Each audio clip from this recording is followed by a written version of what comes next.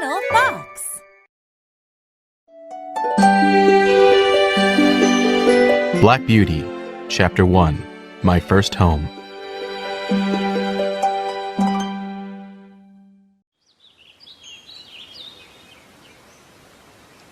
What is it like to be a horse? I can tell you because I've been one all my life. And what a life it has been.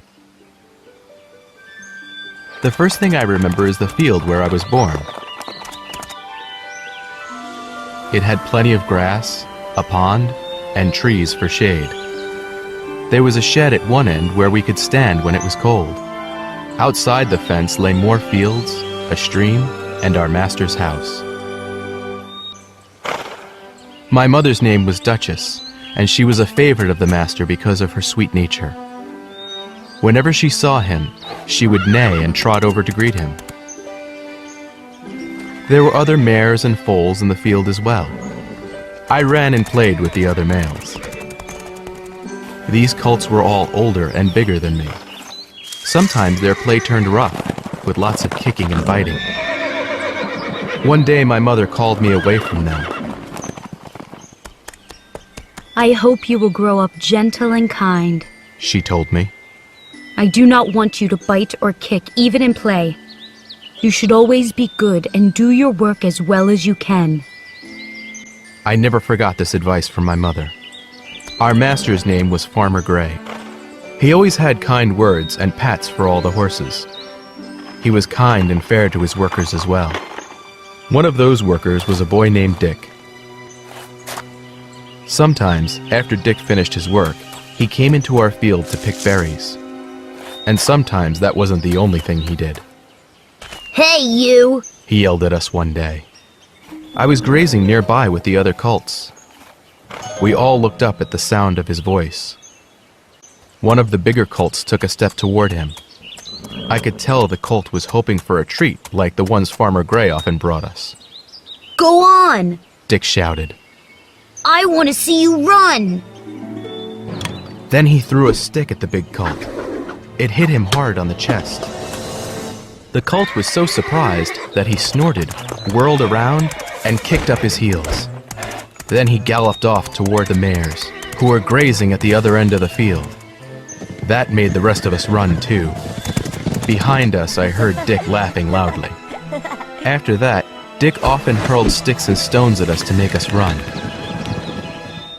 Once we understood his game, we stayed far enough away so he couldn't hit us.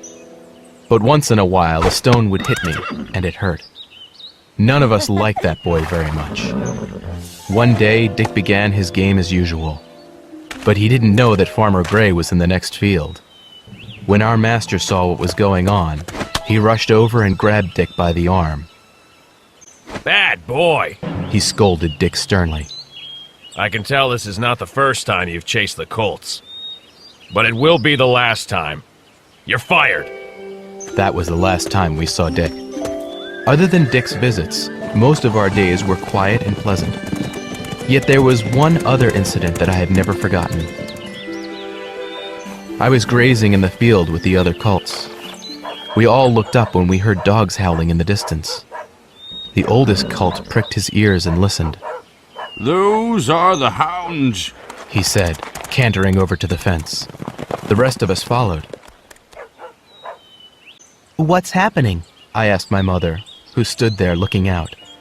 It's the hunt. She told me. Humans sometimes chase rabbits and foxes on horseback. The hounds help them follow the trail. We all watched as the hunters came into sight. The hounds came first, racing after a speedy rabbit. Next came a group of riders. The rabbit scampered down the hill and leaped across the stream. The hounds followed. Most of the horses jumped the stream easily, but one slipped on the grass and fell down. His rider, a handsome young man, was flung off. He landed hard and lay still on the grass. The others returned to check on him, but he never got up, and finally they carried him away. Later we heard that the fallen rider was George Gordon. He was the only son of Squire Gordon, the richest man in the area. George had broken his neck and died in the fall. When my mother heard the news, she looked sad. I don't understand why people are so interested in hunting. She said, Then again, we're only horses. Who expects us to understand the ways of humans? I didn't know the answer to that. But soon I would learn more about the mysterious ways of humans when I left that pleasant field behind forever.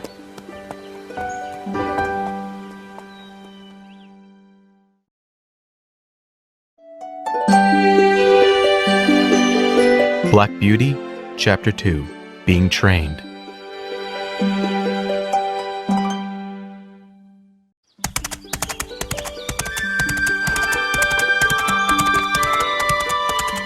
I was almost 4 years old when Farmer Gray brought another man to see me. It was Squire Gordon. What a fine-looking horse. The squire said, gazing at me. Indeed, I was growing up to be very handsome. I was jet black except for one white hoof and a white star on my forehead. I'll start training him soon, Farmer Gray said. I like to let horses grow up before I ride them. Boys should not work like men. Squire Gordon chuckled and then looked into my eyes. He gently opened my mouth to examine my teeth and ran his hands up and down my legs. May I see how he moves? He asked. Of course, Farmer Gray replied. I walked, trotted, and cantered while the two men watched.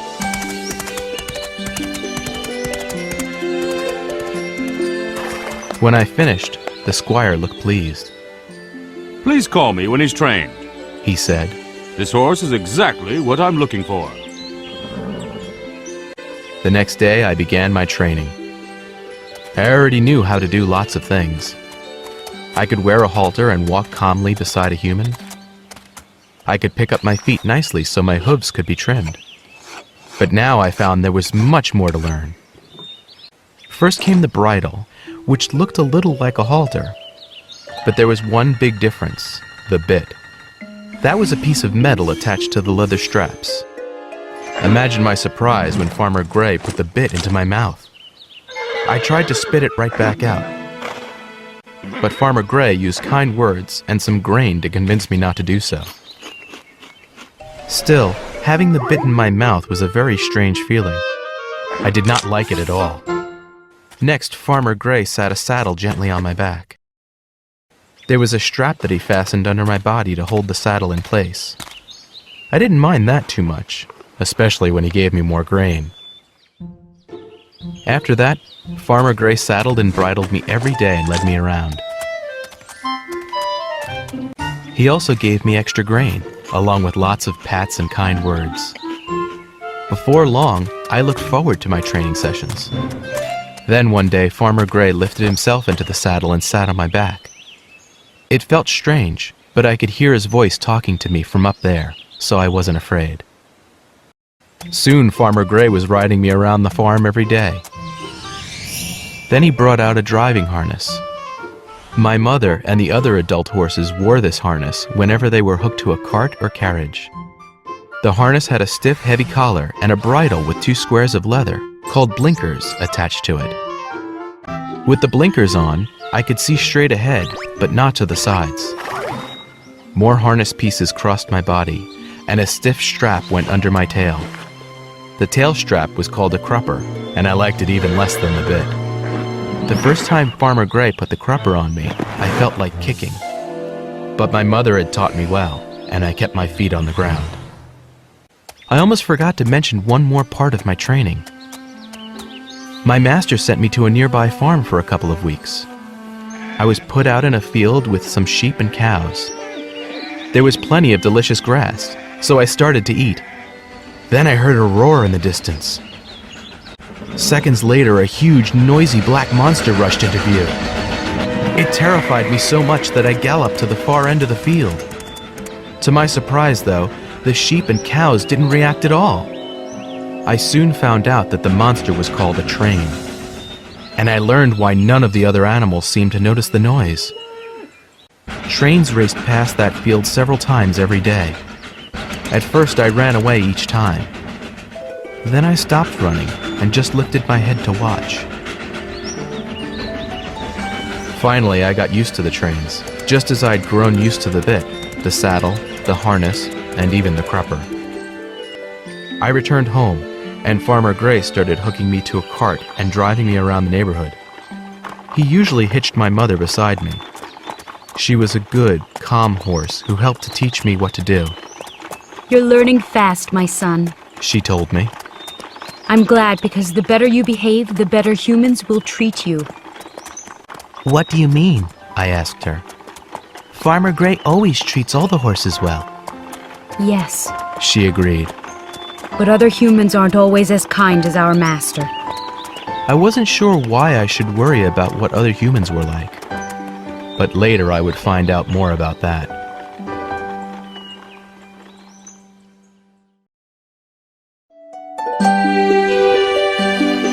Black Beauty, Chapter 3, New Friends and a New Name.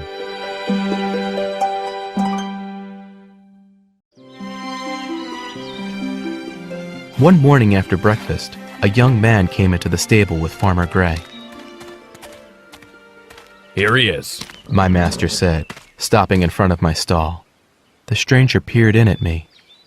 What a handsome horse! I'm not surprised the squire chose him. Yes, I'm sure he'll enjoy this horse. Farmer Gray said. I will certainly miss him when he goes. The farmer led me out and gave me a pat. I didn't understand what was going on or why his eyes looked sad, but I put my nose into his hand to try to make him feel better. Goodbye, boy. My master said. Be a good horse and always do your best. Then he handed my lead rope to the other man. The stranger and I walked out through the farm gates. My mother and some of the other horses neighed to me from the pasture. Soon we turned in through another gate, and I saw a fine estate. This was my new home, Birtwick Park. The man leading me was James, the head groom. He put me into a large, airy stall and gave me a handful of grain. There you go. He said kindly. I'd better go tell the squire you're here. There were 4 stalls in this part of the stable, and mine was the largest. In a smaller stall stood a fat gray pony. He had a thick mane and tail, and a pretty head. Hello, I said. what's your name? I'm Merrylegs. The pony said. I am very handsome, so the young ladies love to ride me or drive me in a cart. Are you going to live next door to me now? I think so. I answered. I hope you're a nice horse. Merrylegs said. I don't like living next door to anyone who bites. He looked over at the stall on his other side. A chestnut mare with a long, graceful neck stood there. So you're the one who took my stall. She snapped. How dare you put a lady out of her home? Excuse me, but I did no such thing. I said politely. The man who brought me here put me in the stall. I truly had no choice in the matter. Don't worry about her. Merrylegs said quietly as the mare turned away. Ginger knows it's her own fault she was moved out of that stall. She has a bad habit of biting, and the young ladies were becoming afraid to visit me. They won't have to worry about me, I said. The only things I bite are grass, hay, and grain. Why does Ginger bite? She says no one was ever nice to her before. Merrylegs said. John and James hope she'll be better tempered now that she's here. The next day, John Manley led me out of my stall. John was the head coachman. James and the other stable hands worked for him. John had kind eyes and a calm manner. He groomed me from head to hoof, making my dark coat gleam. He was almost finished when the squire arrived. Hello, John. The squire said. I wanted to try out my new horse this morning, but I'm too busy. Would you ride him for me and let me know how he goes? Of course, sir. John said. He brought out a saddle along with a bridle. When he set the saddle on my back, it pinched my shoulders. Luckily, John immediately saw that it didn't fit. He took it away and brought out a different one. John was a very good rider, and I was happy to do exactly what he asked. We walked for a while, and then we trotted. Finally, he urged me into a fast gallop. We were riding back toward the stable when we passed the squire walking with his wife. How was your ride, John? The squire asked. Very good, sir. John answered, sounding pleased. It's obvious the horse has been well treated and well trained. Excellent, the squire said. I'll try him myself tomorrow. The next day, the squire took his turn on me. He was a good rider too, and we had a pleasant ride. When we passed the house, his wife came out. How do you like him? She asked. I've never ridden a finer horse, The squire replied. Now all this fellow needs is a name. Should we call him Blackbird like your uncle's old horse? His wife asked. The squire shook his head. He is handsomer than Blackbird ever was. He really is a beauty. His wife agreed. We could call him Black Beauty. Black Beauty. The squire said thoughtfully. I like it. And so I had a new home and a new name.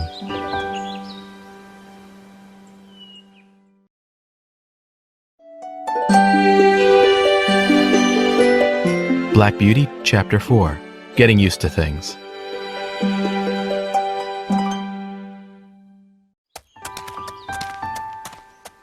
In some ways, life at Birtwick Park was a lot like life at Farmer Gray's.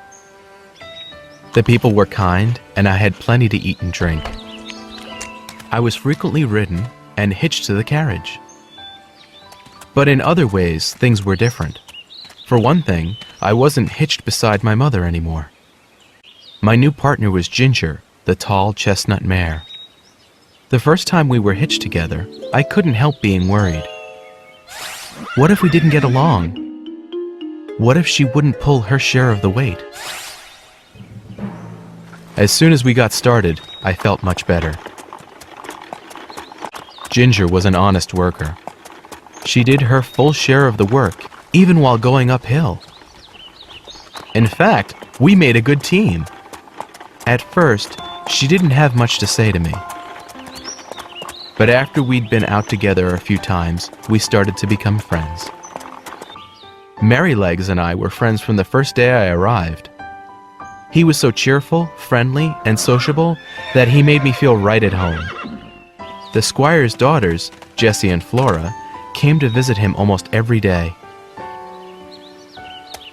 They loved to ride him around the orchard or take him driving. There were also 2 other horses on the estate. They lived in a different part of the stable, but sometimes we all grazed together in the orchard. The first horse was called Justice. He was a sturdy horse who was used for riding and driving. The second was Sir Oliver, an elderly brown horse. He was too old to work much anymore.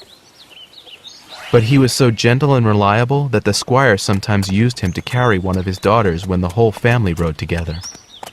Sir Oliver was just as careful with the little girls as Merrylegs himself.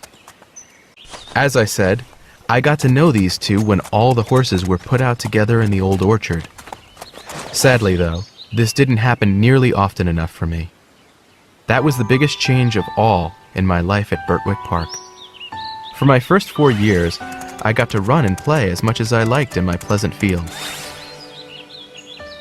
But now I spent most of my time standing in my stall. It was large and airy, but it was still boring compared to that big grassy field. I only got to go out in the orchard once a week or so. I don't mean to complain. James, John, and the squire treated me very well. But I was a young horse with a lot of energy and spirit. I was used to being able to gallop around whenever I felt the urge. Now I had to stay still and behave myself no matter how much energy I had. It was very difficult sometimes. John was usually the one to exercise me when the squire didn't need me himself. One day when he saddled me up, I was feeling extra lively. I hadn't had much exercise that week, and it was almost impossible to stay quiet. I couldn't help prancing as soon as John mounted, Steady, my boy. he said with a laugh. Let's just get out of the stable yard, and then I'll let you trot, all right? I was almost bursting out of my skin, but I stayed at a prancing walk as he rode me out of the yard. Once we reached a quiet lane, he let me move into a brisk trot. That was better. I surged forward eagerly, and after a few miles, I felt much calmer. There you go, Black Beauty. John gave me a pat as he brought me back to a walk. I think you needed that. He was right. I felt like a different horse, calm and content. I was happy to walk along quietly as he turned us back toward home. John kept talking to me as we rode, or maybe he was talking to himself. It's sometimes hard to tell with people. Either way, I pricked my ears to listen to his soothing voice. A spirited horse like you isn't meant to stand around without enough exercise, John said.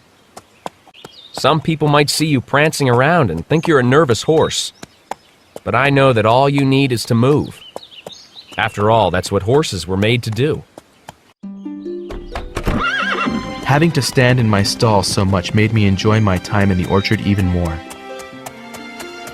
It was pleasant out there, with grass to nibble and shade from the old trees. Usually all the horses were turned out together. That gave me a chance to get to know the others better. And I soon discovered that they had some amazing, though sad, stories to tell, especially Ginger.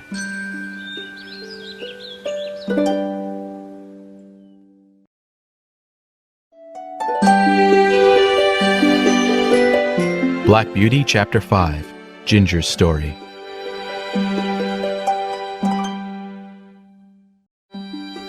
As I've said, Ginger wasn't terribly friendly toward me at first. But the longer we worked together, the better we got along. One warm afternoon, we were out in the orchard.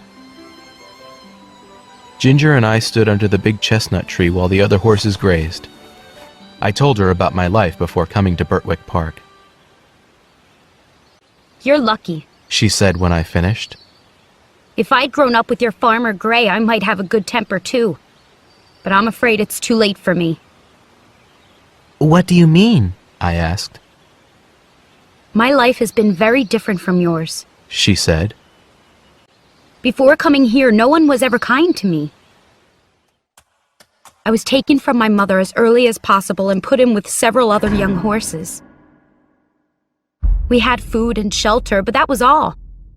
There were no kind words or pats like you had. That's too bad, I said, feeling sorry for her. Yes. And you just told me that your master chased away a boy who threw rocks at you. She said. Well, a whole group of boys used to throw things at us to make us run.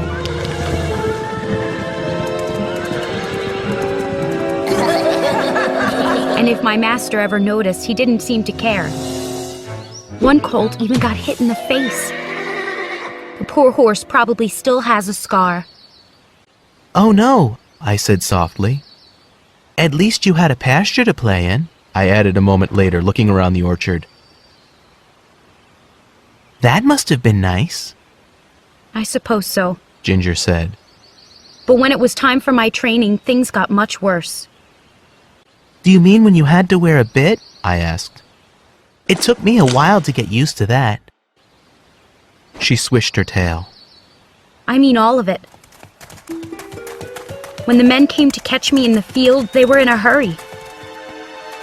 They chased me into a corner, then one of them grabbed my mane and another grabbed my nose. They held me still while a third man put on my halter. Then they all dragged me off to the stable, hitting me when I didn't go fast enough. There was more to Ginger's story. She explained how she had been shut up in a stall day after day. The men had handled her roughly while training her. They never let her understand what they wanted before forcing her to do things. Often they made her run around at the end of a long rope until she was completely exhausted. When she didn't behave perfectly while being ridden, they put a painful new bit in her mouth. What a terrible way to get trained, I said. Ginger snorted in agreement. Things didn't get any better once her training was finished. Her first master sold her to a horse dealer. The dealer wanted me to match another chestnut horse. She said. He drove us together for a while and then sold us to a rich gentleman in London. Our new owner liked to drive with a very tight check rein. What's a check rein? I asked. You're lucky not to know. Ginger said. It's an extra rein that forces a horse to hold her head up very high. I like to toss my head and hold it high, but it's tiring to be forced to do it.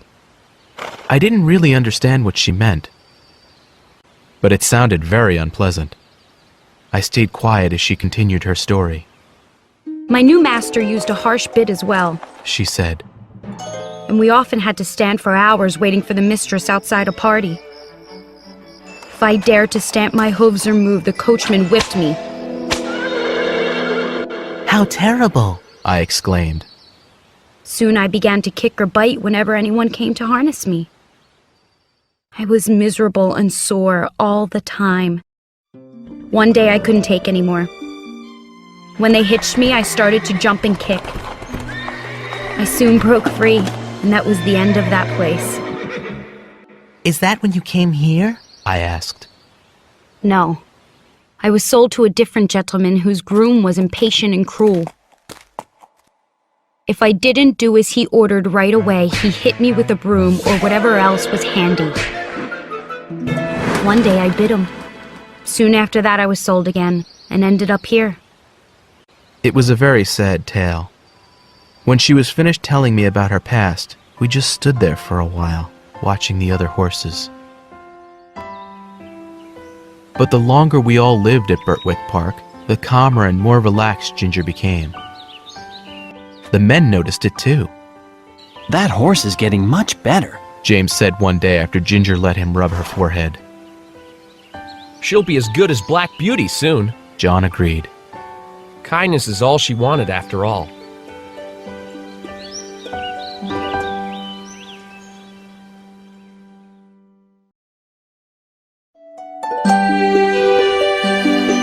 Black Beauty, Chapter 6, A Lesson from Merrylegs.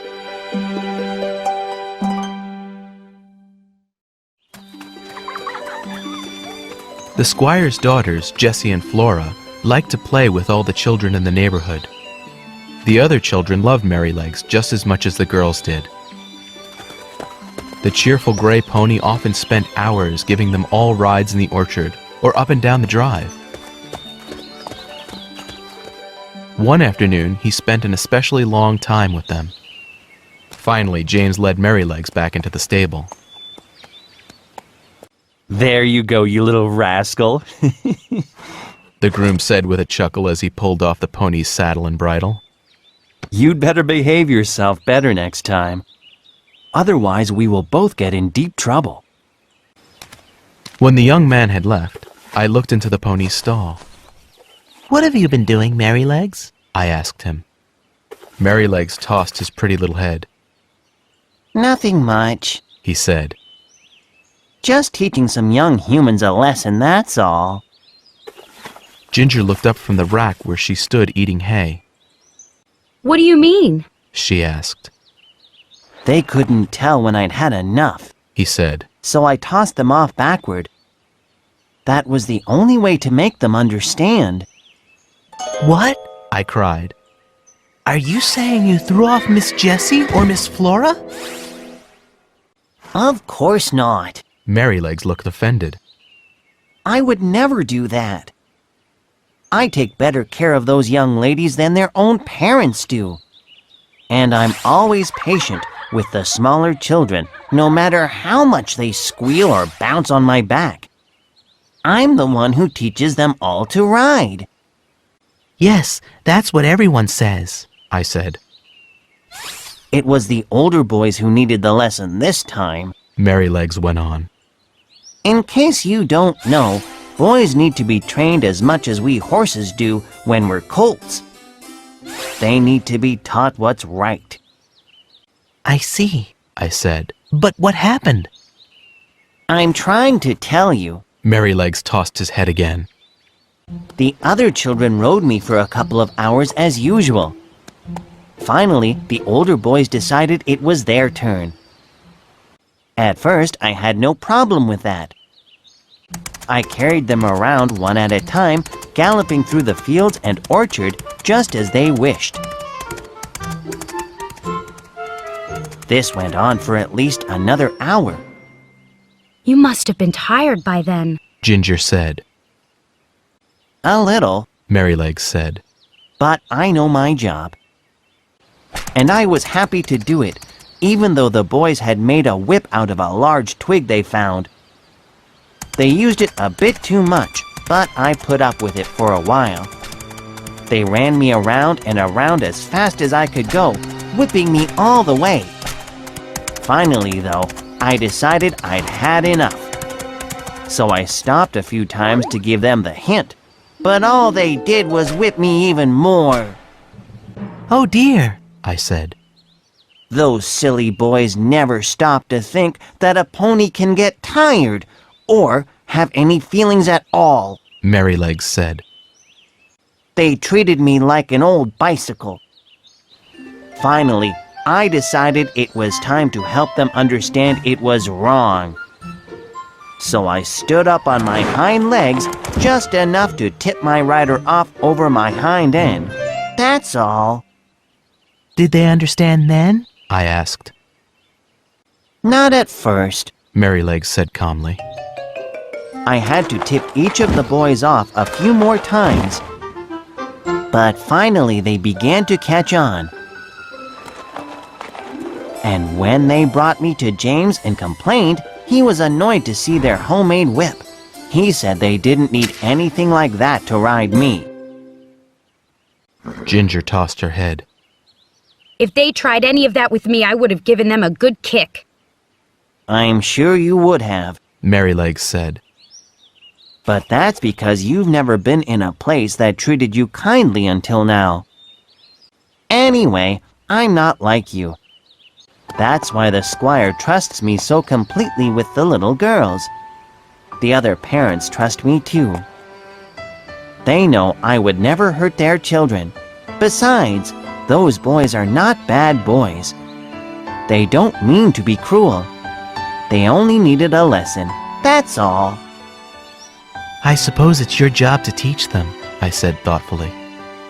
Yes, it is. Merrylegs agreed. And I want to do a good job. The people here have treated me kindly for the past 5 years, and I would never do anything to make them angry. If I suddenly started kicking children for acting like children, where would I be? Sold off in a hurry, that's where, and none of us want that. I suppose that Merrylegs was right about that. None of us wanted to be sold to another owner. We were all happy at Birtwick Park, even Ginger, and hoped that we could stay there forever.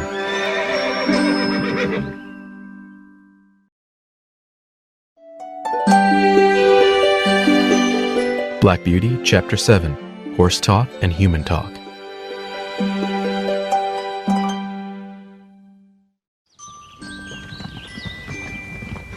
One of my favorite tasks at Birtwick Park was carrying the mistress when the whole family rode together. The little girls would take turns on Merrylegs and Sir Oliver, while the squire usually rode Ginger. I knew that the lady preferred me to Ginger because my mouth was more sensitive, making me easier and more pleasant to ride. That made Ginger envy me. It's all because of the cruel men who trained me. She complained one day in the orchard. Wise old Sir Oliver heard her and said, Don't be so hard on yourself. You carry the squire's weight easily and still maintain your gaits, your fine ways of walking. That's nothing to be ashamed of. Besides, we horses should be content and willing as long as we're treated kindly. He swished his tail for emphasis. Sir Oliver's tail was very short, only 6 or 7 inches long.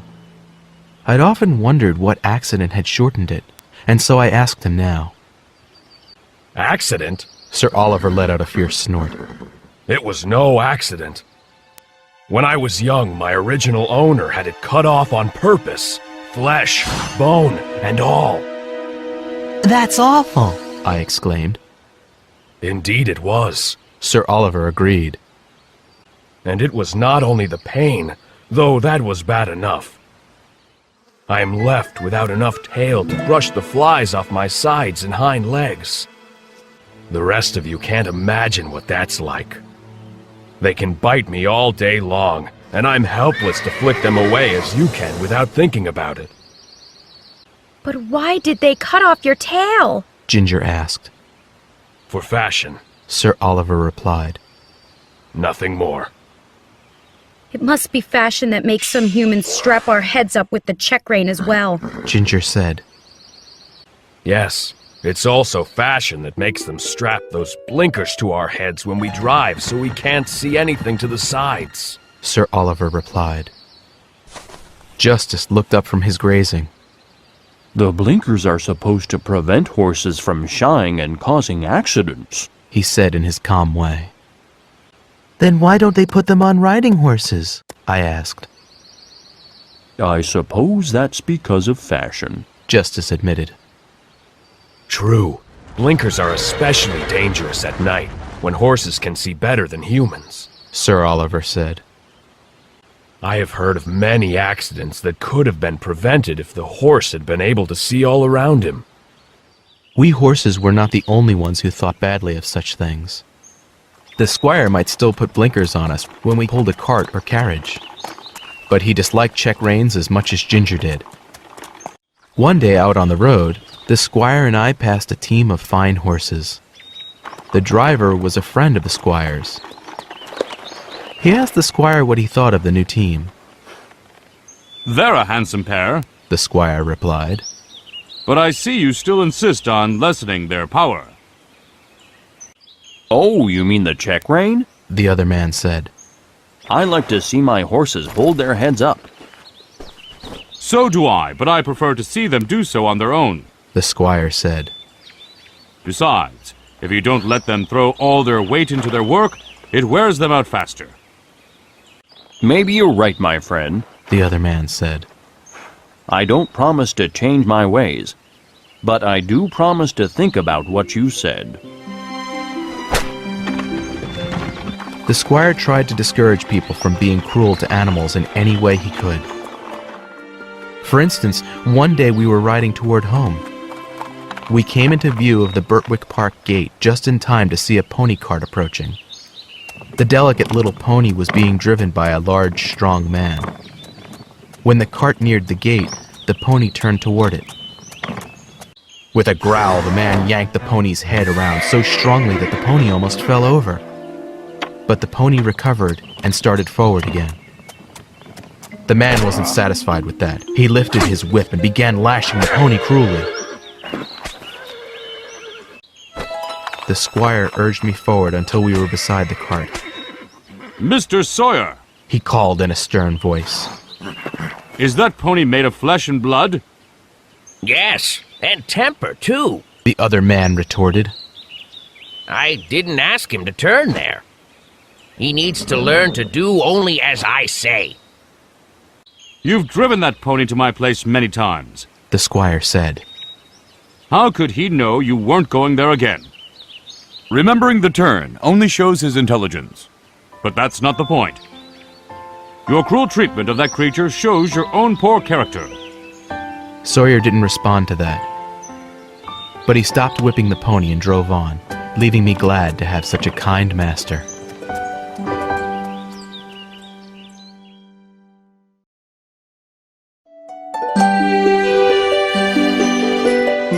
Black Beauty, Chapter 8, Danger in the Storm.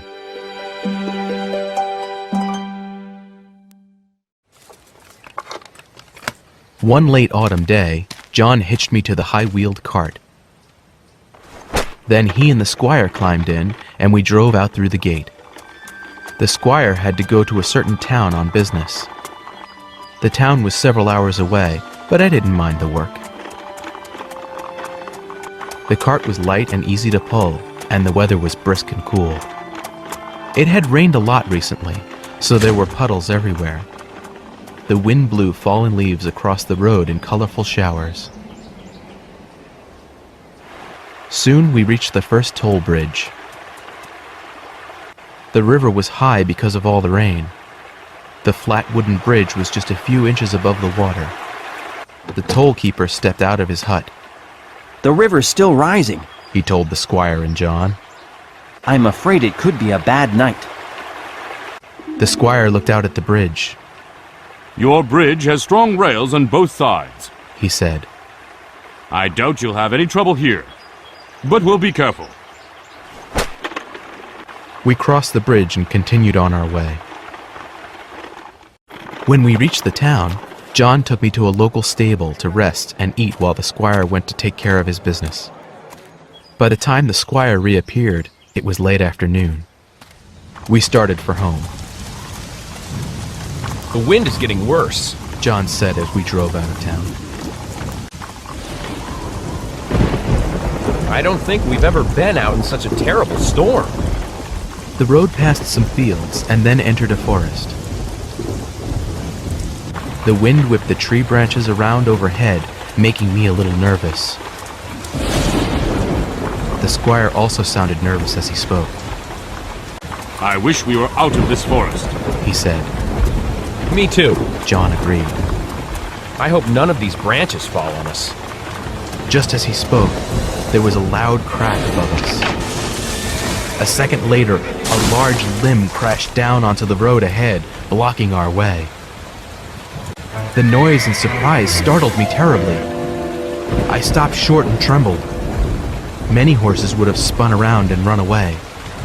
But I had learned not to do that, and so I stood as still as I could. John jumped out and hurried to my head. Good boy. He said. It's okay, there's nothing to fear. It missed us. Yes, but barely. The squire said. And now we can't go on. What should we do? They decided we would have to go back to the last crossroads and take a different way home. We did just that, but it took a long time. By the time we reached the toll bridge again, it was almost dark. We approached the bridge at a steady walk, but as soon as my feet touched the wooden boards, I stopped short. I could feel that there was something different about the bridge. Something was wrong. Go on, Beauty, called the squire. He flicked the whip lightly to urge me forward. But the bridge felt so strange, I stayed where I was. The squire flicked the whip again. It stung me a little harder this time, making me jump in place. Still, I didn't dare take a step farther onto the bridge. Wait, sir, John said. Maybe there's something wrong. He jumped out of the cart and walked up to my head. What's the matter, Beauty? He asked in his soothing way. Come on, let's go. At that moment, the toll keeper burst out of his hut on the far side of the river. He waved the light around over his head and let out a shout. Stop! Stop!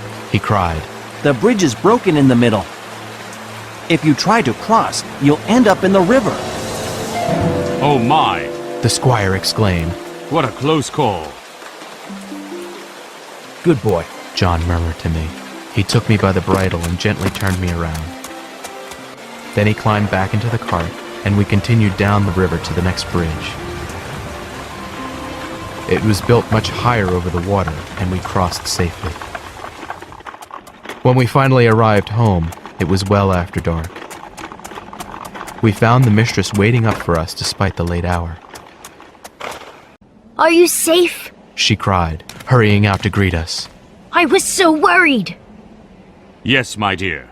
The squire said. We are safe, but only thanks to our fine Black Beauty. If he hadn't been wiser than John and me, we all would have been swept into the river and drowned. He went into the house, so I couldn't hear any more of what he said. But I was so tired after the long journey, I didn't mind. John took me to the stable and unhitched me. Then he gave me a warm mash with lots of extra carrots, along with extra pats and praise.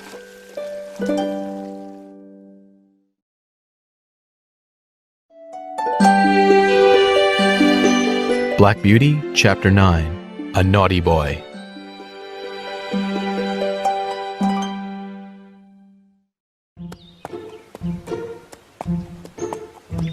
One day, John Manley and I rode out to deliver a message for the squire. On our way home, we saw a teenage boy riding a stout black pony. John and I watched as the boy rode the pony toward a gate near the road. On either side of the gate was a tall hedge. Is he crazy? John murmured. That gate is much too high for a pony that size to jump. The pony seemed to be thinking the same thing. When he reached the gate, he veered off to the right and stopped. Hey! The boy shouted. He spun the pony around and tried again. This time he thumped the pony's sides with his heels and gave him several cracks with his whip. But once again the pony refused the jump. Instead, he darted off to the left. You rotten little thing! The boy cried. He still didn't notice John and me watching. The boy wheeled the pony around and aimed him at the gate once again, kicking as hard as he could and lashing him with the whip. The pony's ears were flat back against his head. This time the pony turned neither left nor right. He just stopped short, threw his head down, and bucked several times. The boy tried to hang on, but the last buck sent him flying. He went right over the pony's shoulder, landing headfirst in the thorny hedge. Ow! He yelled, thrashing around. Stupid thorns! Meanwhile, the pony spun around and galloped off, his reins dangling. John burst out laughing. That boy got what he deserved, he said. The boy heard him. Help! He called. Come help me out of these thorns so I can catch that rotten pony and teach him a lesson. I think you're the one who needs the lesson, young man. John said. And those thorns seem to be giving you one. Maybe next time you'll know better than to try to make your pony jump over such a high gate. Or to use the whip so cruelly. We rode off, with the boy's cries following us part of the way. When we reached the next intersection, John turned off to the right. I think we better stop by Farmer Bushby's house, Beauty, he said. That young man might be a liar as well as a bad rider. It might be better for that pony if we're there to tell his side of the story. We rode up to a farmhouse. A man was standing in the road looking back and forth with a worried expression. His wife was nearby, and she looked frightened too. The black pony was grazing in the yard. He was still wearing his saddle, but he looked much more content without his rider. Hello, Mr. Manley. The farmer said when he saw us. Have you seen my boy anywhere? His pony just came home without him. As a matter of fact, I have, John replied. And after seeing the way he rides, his pony is better off without him. What do you mean? The farmer asked. Well, sir, I saw your son whipping and kicking that good-looking pony to make him jump, John said. But the pony knew better than to try to make it over a gate that was far too high for him. He finally kicked up his heels and tipped the young man into a thorn hedge. Your son wanted me to help him out. But I could tell that the boy had no injuries aside from the scratches the thorns were giving him, and so I decided to leave him where he was. I love horses, and it bothers me to see them treated badly. The farmer's wife was crying by now. Oh, poor Bill. She sobbed. We should go find him and help him. I think I'd better go by myself, my dear. The farmer said with a sigh. This is not the first time Bill has mistreated that pony, or the second either. It's time to put a stop to it and teach him a lesson. He nodded toward John. Thank you for letting us know about this, Mr. Manley. You're welcome. John said. Good luck with your boy. When we got home, James was there to remove my saddle and groom me. While they worked, John told him what had happened. Soon the two of them were both chuckling. I know the boy you mean, James said. and you were right about his needing that lesson. He's always been careless about animals. Maybe this will teach him to treat them better. I hope so. John replied. Only a coward is cruel to helpless animals. At least this coward is still only a boy. If his father can get him to change his ways, there may be hope for him yet.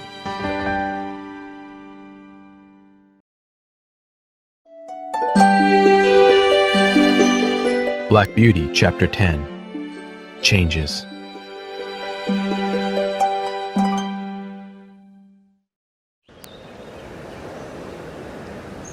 I wasn't sure how long I'd been at Birtwick Park, for horses don't keep track of time the way humans do. But it had been long enough for everything about the place to feel familiar. I was used to my life there, and to the horses and people. I never expected anything to change. Then one day the squire came to the stable. John Manley had just ridden me out for some exercise. Now he was grooming me while James fetched some oats from the shed where the horses' feed was stored. When the squire came over, his face was serious. He was holding a letter. John immediately noticed the squire's serious face. He quickly led me into my stall and shut the door behind me. Then he turned to face the squire. Good morning, sir, He said. What can I do for you? Good morning, John. The squire's voice was as serious as his face. I need to ask you something. Do you have any complaints about young James? James himself had just emerged from the feed shed. He stood there in the doorway looking surprised. But John was quick to answer. Complaints, sir? He said. Absolutely not. Is he a hard worker? The squire asked. Or does he get lazy when your back is turned? He works as hard as I do. John said. I've never known him to be lazy about anything. That's good. The squire glanced at the letter he was holding. But now I have another question for you. When he goes out with the horses to exercise them or to deliver a message, does he do only what he's supposed to be doing? Or do you think he might sometimes stop to talk with his friends? I have no reason to suspect that. John said, frowning. And if anybody has been saying that sort of thing about James, I want to know who it is. James is the most honest young man I know, and the hardest worker, too. He's gentle and clever with the horses, and I never worry about leaving him in charge when I have to go somewhere. If anyone wants to say otherwise, send him to me. The squire's serious look disappeared. He chuckled and glanced over at James. Come on out, young man. He said to him. I'm glad to hear that John's opinion of you is the same as my own. Now let me tell you why I needed to hear it. James came out to the yard. He looked nervous. What is it, sir? He asked. Has someone been saying bad things about me? Not at all, my boy. The squire assured him. I'm sorry to worry you, but I needed to make sure I got John's honest opinion. You see, my brother-in-law just wrote to me. He held up the letter. Then he explained that his brother-in-law was looking for a groom. His old coachman has been with him for 30 years. He went on. He wants a young man to work with him for a few years and take over when he retires. It would be a good job, with a fair salary and a nice place to live. Oh, John said slowly. I see. Well, I'll miss James if he takes the job, sir. But nobody deserves a good opportunity more than he does. I agree. The squire said. So do you think he can do the job? Yes, I do. John replied. He doesn't have much experience in driving yet. But he can do everything else there is to do around the stable, and do it well. Your brother-in-law would be lucky to have him. I was listening along with the other horses. At first, I didn't understand all of what the men were saying. But Merrylegs, who understands humans better than any of us, figured it out. James was going to be leaving us in about a month to work at another stable. In the meantime, he needed practice driving the carriage as much as he could. For the next few weeks, the carriage went out more than ever before. Normally, the squire only used it when his wife was going somewhere with him. But now Ginger and I were hitched to the carriage for every errand, no matter how small. At first, John rode along to give instructions while James drove. After a while, James was allowed to take us out by himself. His driving got better all the time. Finally, the squire decided it was time for the final test. He and his wife wanted to pay a visit to some friends who lived about 50 miles away.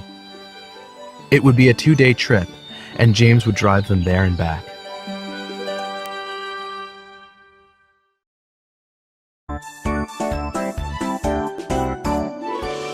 Little Fox.